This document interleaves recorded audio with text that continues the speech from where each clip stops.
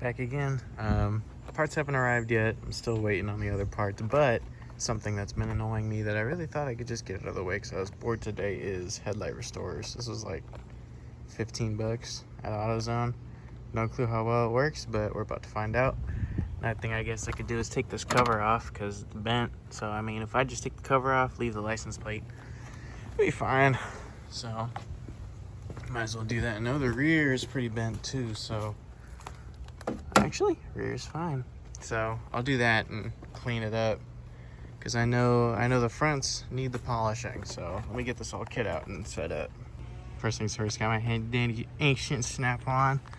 I just get this guy here. So unscrew the old one. I'm too lazy to prop my phone up, so I'll just do it real quick. That looks much better. Get that bit. I can't say that. Get that stupid license plate cover off. I mean, already it's a huge look. So yeah, I'm gonna take the kit out, check all that. We'll see what it looks like for these cleaners here, which definitely look a lot better clean. Whoa, that was blurry. Okay, got everything out, and it all comes with one glove, so I'm wearing one glove. But we got the little sandpaper pads, base coats, sealing, clarifying compound with a loose cap, and then lubricants.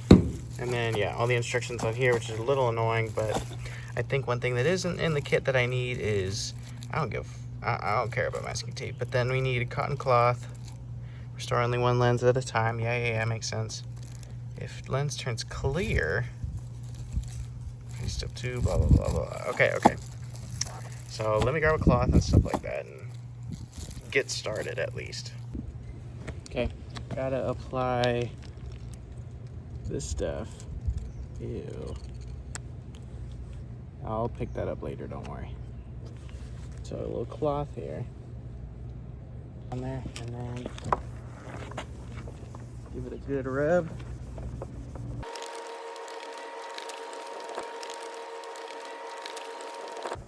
Okay. I'm feeling that's not enough. I mean, yeah, gunk is coming off, but could definitely use some more.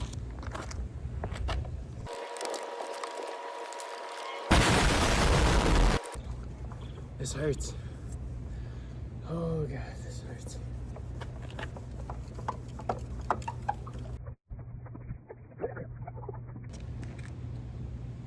It's a little bit clearer. So in this case, I'm supposed to use a polishing pad. Look at that.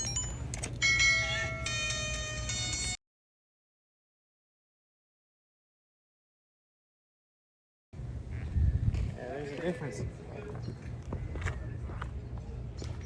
Oh yeah. Look at that. Still doesn't even have the base coat or anything on it. That's next. Make it even shinier. Right to the other. It's foggy. Okay, so I went ahead and used the compound on both. It's not gonna be a huge difference yet, I don't think, until I get that base coat stuff on and the sealing. We'll see though. All it is a little pad, so it's probably pretty simple.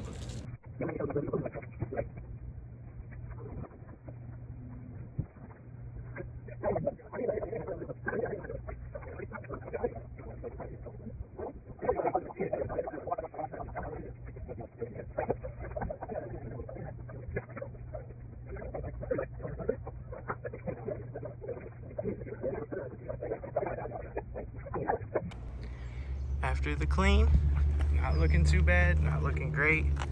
I mean, I probably didn't do it perfect, but it's not terrible, I'll say that. So I'm happy. Okay, the package came. Broken into, so she got a doorbell camera and it caught someone else acting recklessly. Rock Auto package. This is all the haul. Cheaper oil, it'll work. Filter, the turn signal bulbs, and then the sensor. So Walker brand. So I'm gonna throw that sensor in, get it started, clear the codes first, obviously, see what we're looking at. But I'm excited because I'm really hoping I can get it fully running today. I'm running good. I also bought a tripod, like a kind of cheap Amazon tripod I could put my phone on. so my phone won't be falling anymore while I'm recording those time lapses, which was the most annoying part ever. So I'm excited that I got that and get to try it today. But yeah, we'll see what happens, because I don't know if the sensor was fully the issue here.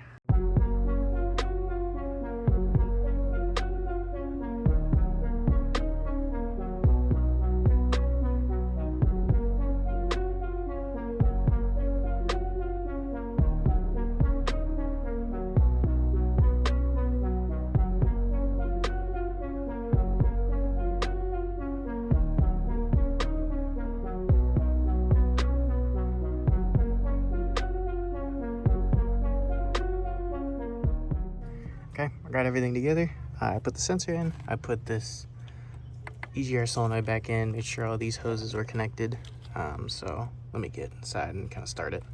Okay, connecting the scan tool. You see the codes it's got. Oh, it's got a ton of codes now. Anyway, blah, blah, blah. Kind of already seen all this. I don't think I've shown it yet, but yeah, 2 out of 13. There's a ton of codes. Oh, let's just erase them all.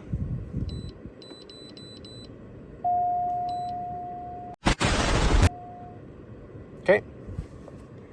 So now, we're gonna wait a second. It's gonna scan, all the codes are gonna be reset.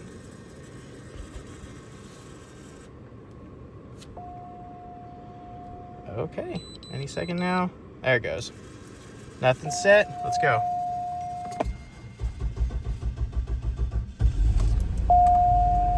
Starts right up. It's not running the best. Yeah, it's still missing a little bit. Let's see if we can look at live data here.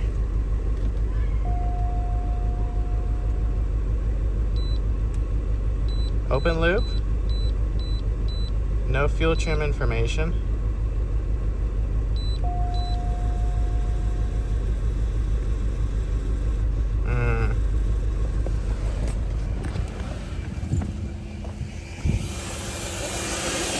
Huh? Yep. Yep. It's not running great.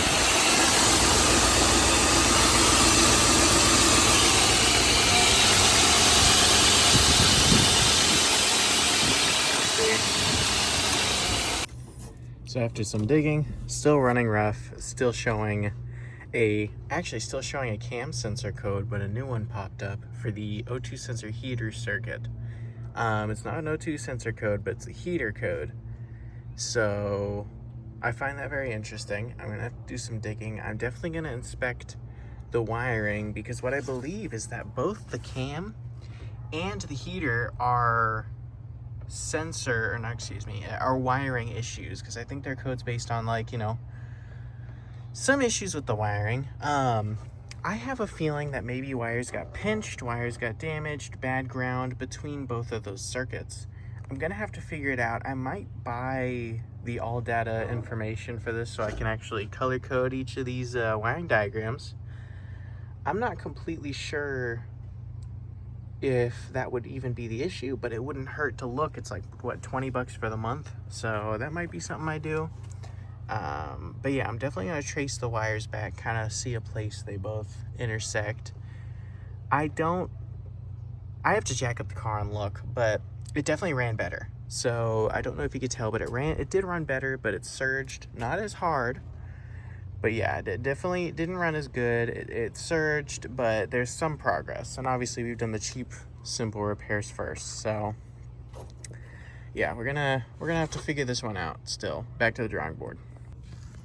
Sitting here underneath the car, here's the downstream O2 sensor. We got this whole kind of bracket keeping it hidden. I want to remove this bracket, but I don't think there's a way to without permanently damaging these little, hold on, where did I throw one of them? These little tiny, I don't know, nipples. I put my teeth in the camera. I don't think there's a way to yank these out without damaging them. So I'm kind of at a loss here. Might just have to rip them out, figure out a way to secure these wires back up here. If not, I'm not sure. So I'm gonna really look. There's probably some sort of way to see the wires without taking the thing off. I'm gonna do some more research, but yeah, well, no, with those wires ripped up there's gotta be something going on. Now, yeah, probably just gonna get all data, but I'm lazy right now and I wanna take a look before I go ahead and buy things. So yeah, get back to it, I guess. Okay, new day has come around. Since I don't see anything crazy like prominent with the wires, I'm gonna take that rear O2 sensor out, do some tests on it, see if anything snapped inside. I feel like, I know a bad O2 sensor can easily cause a misfire, but it feels like only really one side misfires. So I don't know if that's one O2 sensor, if it's both, I don't know. So I'm just gonna inspect that rear one because that's what the code's for, is the heater circuit. A bad heater could be giving off wrong readings, you know? So I'm gonna look into that, see what I can figure out. I have to take it off though and get that stupid cover out of the way. I don't know how exactly to get in there, so we're gonna figure it out. I'll try to record as much as I can. Okay, so I kind of got you guys propped up here. It came to an interesting discovery. Look, it's barely, this thing was loose. I don't like the fact that that was loose. That's a red flag.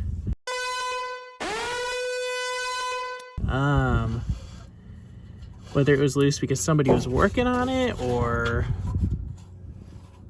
I don't know. Just the more and more I dig into this car, the more surprises that it ends up having for me, and this is a good one right here. The fact that this is loose. Could that have meant that it's leaking?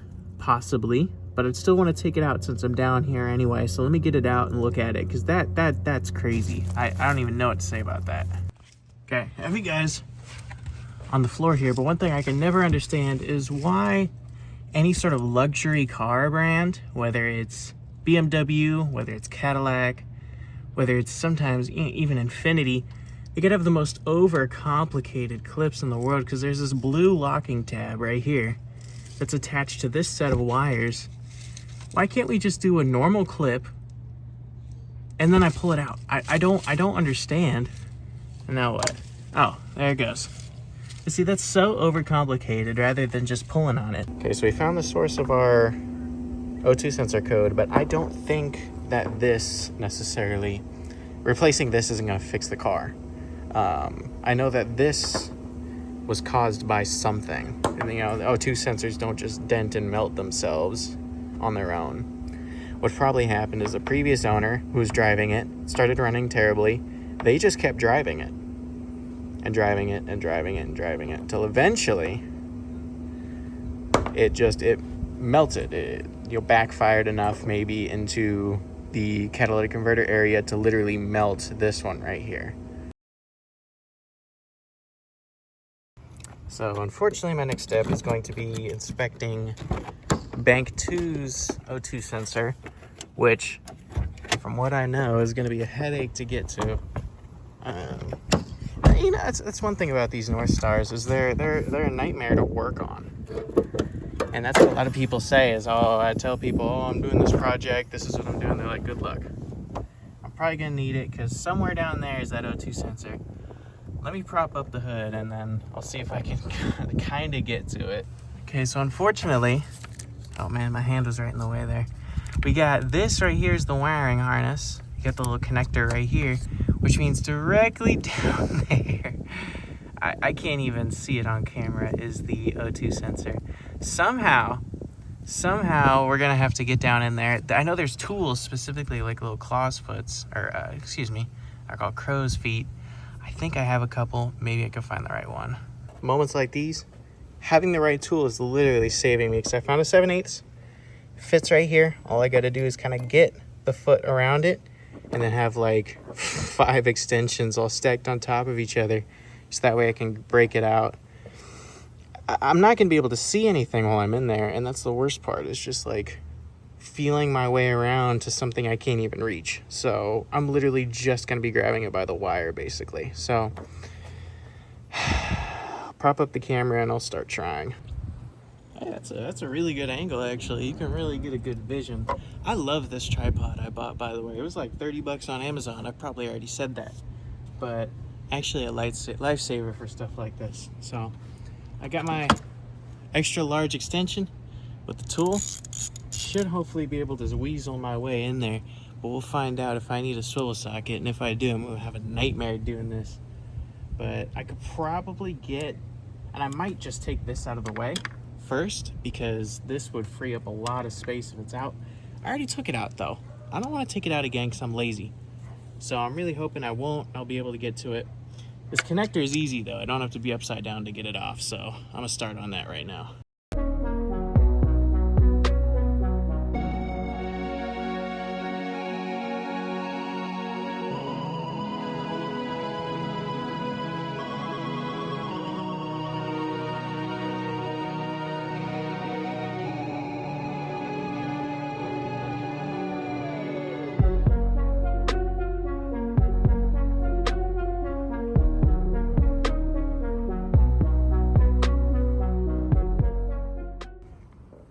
Goes by so much quicker when you have the right tools.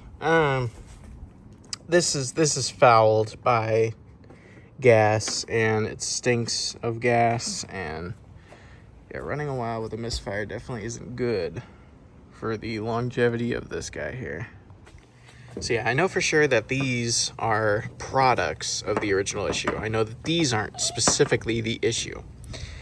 These are gonna have to be replaced no matter what. This one being gas fouled, the upstream, the downstream being melted. I know that for sure these are caused by the cam issue.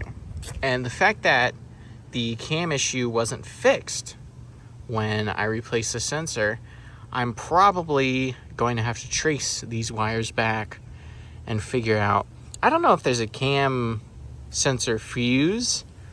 I'm really not sure. I should look into that because that would be really easy to check. And then I'd have to go back and check the wiring. I'd check ground for the sensor. Check the sensor wiring harness. Check that. I hate having to use my brain, but this car is forcing me to use my brain.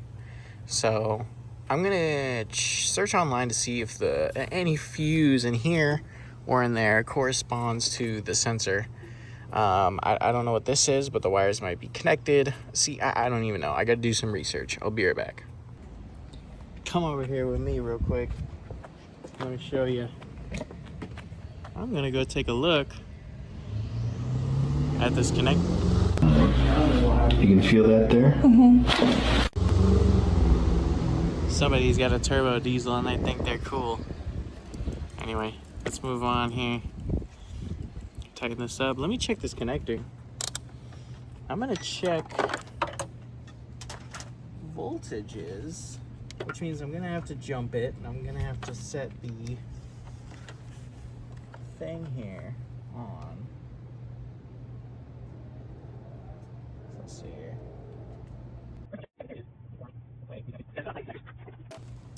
If this just happens to be, these connectors are known to go bad. If it just happens to be one of these connectors, I'm not complaining. Okay, so my jump pack is almost dead. So I turn this to the on position. Gotta check out our DC volts here. And we're gonna see if we're getting, hopefully, 12 volts.